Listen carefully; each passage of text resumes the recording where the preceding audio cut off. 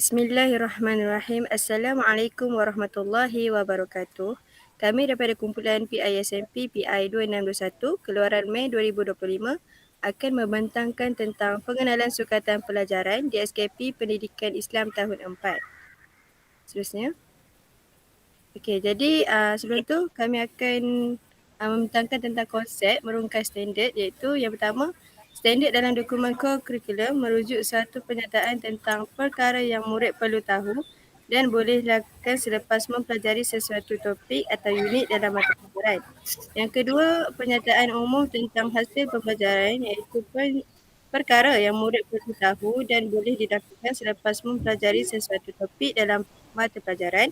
Seterusnya, yang terakhir, guru perlu menganalisis dan mengenal pasti pengetahuan dan kemahiran yang terdapat dalam standard dan indikator. Seterusnya. Okay, seterusnya kita pergi pada bidang-bidang dalam pendidikan Islam. Okay, terdapat 3 dalam bidang pendidikan Islam yang kami pilih, iaitu pertama, ibadah, akhlak dan jawim. Saya akan menerangkan dengan lebih mendalam dalam bidang ibadah. Okay, dalam bidang ibadah, terdapat 3 isi pembelajaran untuk murid tahun 4, iaitu yang pertama, konsep bersuci, konsep azan dan iqamah dan konsep puasa Ramadan. Saya telah memilih konsep puasa Ramadan ni untuk menghuraikan tentang standard pembelajaran dan standard kandungan. Kita pergi pada standard kandungan, iaitu merumus konsep puasa Ramadan dan menghayatinya secara beradab dan istiqamah.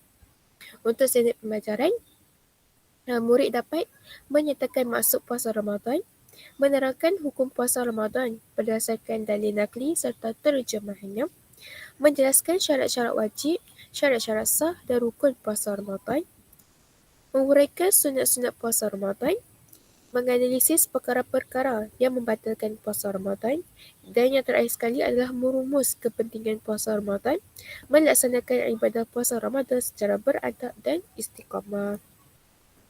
Okey, untuk hasil pembelajaran untuk murid adalah yang pertama, murid dapat menyatakan maksud Ramadan dan hukum puasa Ramadan dengan betul. Dan yang kedua, murid dapat menerangkan syarat-syarat wajib, syarat-syarat sah dan rukun puasa Ramadan dengan tepat. Dan yang ketiga, murid dapat menjelaskan sunat-sunat puasa Ramadan dengan betul. Okey, untuk aktiviti pembelajaran yang kita boleh lakukan dalam ambil darjah bersama murid adalah guru dapat membuat aktiviti gallery walk untuk pembentangan mengenai syarat wajib, syarat sah dan rukun puasa dalam darjah. Yang kedua, guru dapat melaksanakan aktiviti penceritaan puppet mengenai sunat-sunat puasa Ramadan bersama pelajar.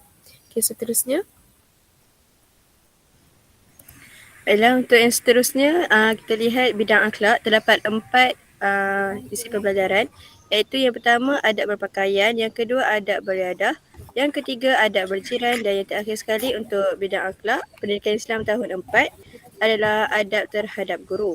Jadi saya memilih adab berjiran untuk menerangkan tentang standard kandungan dan standard pembelajaran. Seterusnya.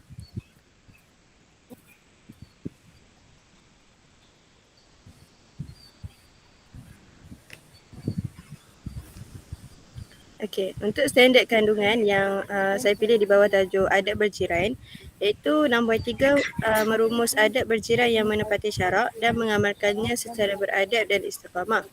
Jadi untuk standard pembelajaran untuk adab berjiran, murid dapat menyatakan maksud jiran. Yang kedua, murid dapat menerangkan hukum beradab terhadap jiran berdasarkan dalil nakli serta terjemahannya.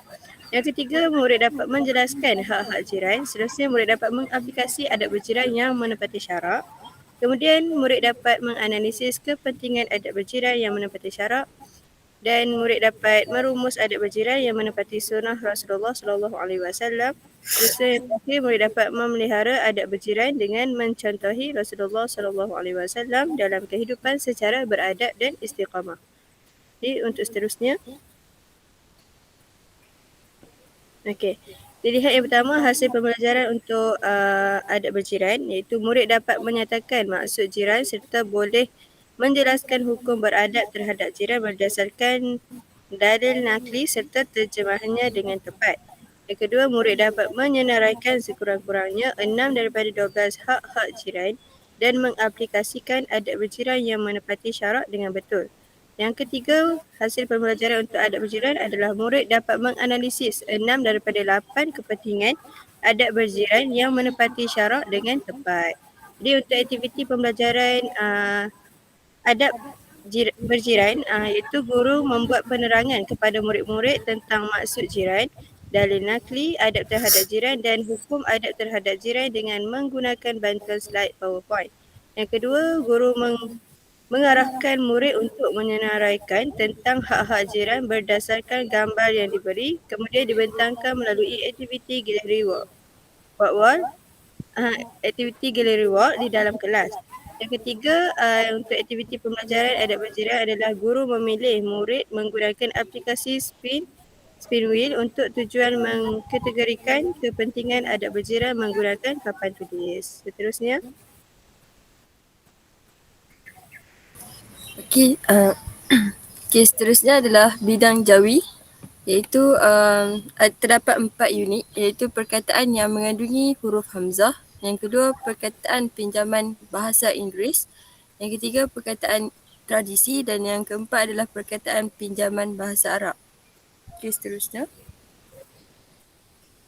Okay, dalam DSKP saya telah memilih 7.3 iaitu mengenal, membaca dan menulis perkataan pinjaman bahasa Inggeris dengan betul secara beradab dan istiqamah.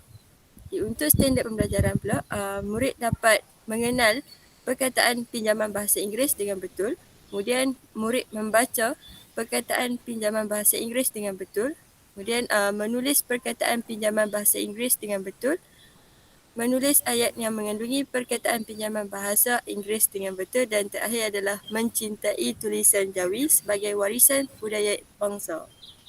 Seterusnya.